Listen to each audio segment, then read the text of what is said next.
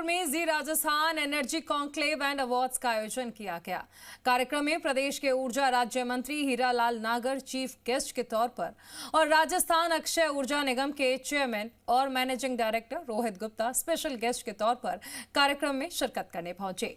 ऊर्जा के क्षेत्र में हो रहे काम को लेकर जहां जी राजस्थान के मंच पर चर्चा हुई, वहीं प्रदेश को ऊर्जा क्रांति का अग्रदूत बनाने वाले विशेषज्ञों को सम्मानित किया गया। पूरा कार्यक्रम जी राजस्थान के चैनल हेड मनीष शर्मा की अगुवाई में संपन्न हुआ।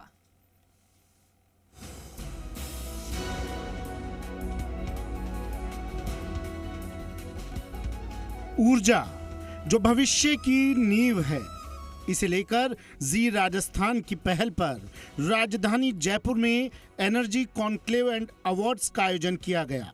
कार्यक्रम की शुरुआत दीप प्रज्वलन के साथ हुई।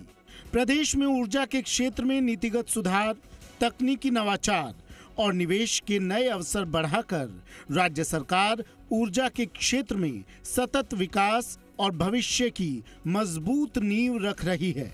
इसे लेकर जी राजस्थान ने एक कदम ऊर्जा विकास की ओर की पहल की। कार्यक्रम में बोलते हुए जी राजस्थान के channel head doctor Manish Sharma ने कहा कि हमने ये तय किया है कि इस प्रकार का एक कॉन्क्लेव होना चाहिए, जिसमें राजस्थान में ऊर्जा के क्षेत्र में काम करने वाले विशेषज्ञों के अलावा तमाम उद्यमियों, जिन्होंने अपने अथक प्रयास से ऊर्जा के क्षेत्र में राजस्थान को महत्वपूर्ण सोपान पर पहुंचाया। आज इस कार्यक्रम के जरिए ये पता चलेगा कि प्रदेश में ऊर्जा के क्षेत्र में क्या समस्याएं हैं और इसके समाधान के लिए क्या करने की जरूरत है। जी मीडिया समूह के संस्थापक अध्यक्ष डॉक्टर सुभाष चंद्र हमेशा एक ही बात कहते रहे हैं कि जी मीडिया को सकारात्मक पहलू के साथ आगे बढ़ना चाहिए, क्योंकि अगर मीडिया सकारात्मक भूमिका में आता है तो राष्ट्र निर्माण और राष्ट्र विकास का एक बेहतरीन उपकरण भी साबित हो सकता है।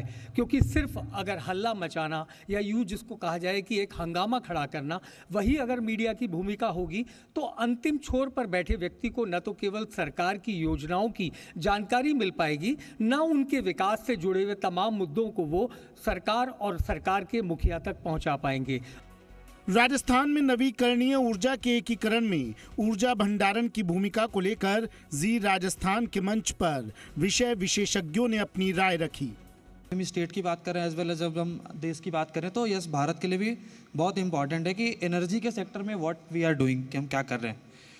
So first of all thanks and being as a panelist, yes, we will discuss कि हम और क्या अच्छा कर सकते हैं, कैसे हम राजस्थान में एनर्जी को और कैसे बूस्ट अप कर सकते हैं। कि जब ट्रांसमिशन लाइन बनती है तो उसके अंदर ROW आते हैं, लिटिगेशन के इश्यू आते हैं। किसान भाई जो हैं हमारे, उनकी जब ज़मीन पे काम करने जाते हैं तो वो कहते हैं कि नहीं, हमारे को कंपनसेशन नहीं मिला। उसकी जो पॉलिसीज़ है, अभी ऊर्जा मंत्री जी ने अच्छा काम किया है कि रिवाइज़ कर दिया पॉलिसी को, तो हमें आसान हो गया है काम करना। कई NBFC अच्छे प्रपोजल लेके आ रही हैं जो लीजिंग मॉडल पे सोलर लगा रही है, उनके रूफ पे सोलर लगा रही थी, उनको एक लीज अमाउंट देना होता है, 5 साल बाद वो उनको project as it is hand over कर देते हैं। और अभी जो नई पॉलिसी आई है वर्चुअल नेट मीटरिंग, उसके अकॉर्डिंग आके रूफ पे स्पेस नहीं है तो आप कहीं बाहर, जैसे ओपन एक्सेस में लोग प्लांट लगाते थे जिसमें चार्जेस ज़्यादा लगते हैं, आप वर्चुअल नेट मीटरिंग के थ्रू भी पावर ले सकते हैं। ये अभी नई पॉलिसी में इसका समाधान हुआ है। जिस समय ये एनर्जी हमारी आ रही वाली अवेलेबल है और जिस समय हमारी डिमांड है, वो दोनों इंस्टेंस डिफरेंट है बेसिकली। अभी राजस्थान में आप देख लीजिए कि आप विंटर के टाइम में, मॉर्निंग के टाइम में आप कितनी हाई क्वांटम और शॉर्ट टर्म पावर ले रहे हैं, और इसी तरह समर के अंदर, इवनिंग के अंदर शॉर्ट टर्म का क्वांटम बढ़ रहा है, जबकि आप सोलर और विंड दोनों एनर्जी आप ऐड कर रहे हैं। एक तरह से देखा जाए तो ये प्लग, हाँ, सिर्फ सोलर जो जनरेटर जो है उसको सिर्फ एक प्लग लगाना है और सिर्फ अपनी जो है जो भी सोलर पावर जनरेशन है उसको केवल 33 kV पे जो भी ऑलरेडी कंस्ट्रक्टेड उसको मिलेगी, उस पे उसको डालना है। उसमें 2 तरह के मैटर हैं कि हम आज इंस्टॉलेशन कमीशनिंग की या सप्लाईज़ की बात करें तो उसमें कहीं किसी भी तरह की कोई दिक्कत नहीं है। गवर्नमेंट की तरफ से फाइनेंस और फंड की भी अच्छी व्यवस्था है। सारी बैंक्स PM सूर्यघर योजना को लेके बहुत उत्साहित हैं और जो भी बेनिफिशरीज हैं उनको बहुत आसानी से उसके लिए लोन भी मिल जाता है और लोग बड़े आसानी से काम भी करते हैं। वहीं कार्यक्रम में राजस्थान अक्षय ऊर्जा निगम के चेयरमैन और मैनेजिंग डायरेक्टर रोहित गुप्ता ने कहा कि राजस्थान, जैसा कि आप सब जानते हैं कि आज देश का अग्रणी राज्य है। आज देश में जो भी रिन्यूएबल एनर्जी का उत्पादन हो रहा है उसका 20% उत्पादन राजस्थान में होता है और सौर ऊर्जा में हम प्रथम स्थान पर हैं। सौर ऊर्जा में हम देश में प्रथम स्थान पर हैं।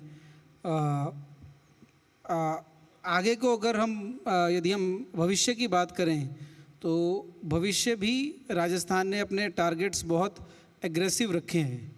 तो हमारी जो पॉलिसी है उस पॉलिसी के हिसाब से हमने 2030 तक लगभग 125 गीगावाट के टारगेट रखे हैं, जिसमें से 90 गीगावाट सोलर है, 25 गीगावाट विंड और हाइब्रिड है और 10 गीगावाट के करीब स्टोरेज फैसिलिटीज़ है।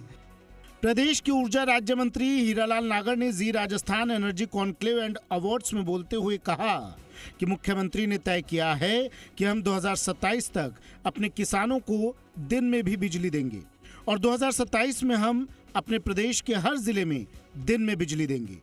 हमारे पास सोलर की कैपेसिटी बढ़ रही है।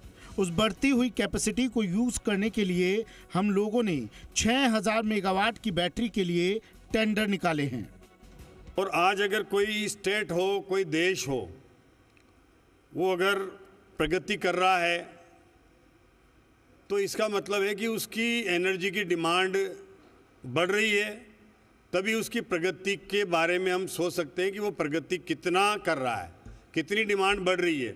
तो जितनी डिमांड हमारी एनर्जी की बढ़ेगी, इसका मतलब है कि वो कंट्री, वो स्टेट उतना ही प्रगति कर रहा है। प्रदेश में ऊर्जा के क्षेत्र में तकनीकी और नवाचार का प्रयोग कर राजस्थान को ऊर्जा क्रांति का अग्रदूत बनाने में अहम भूमिका निभाने वाले इंडस्ट्री लीडर्स और इनोवेटर को सम्मानित भी किया गया। जी राजस्थान के सामाजिक सरोकार का ये सिलसिला सतत जारी है।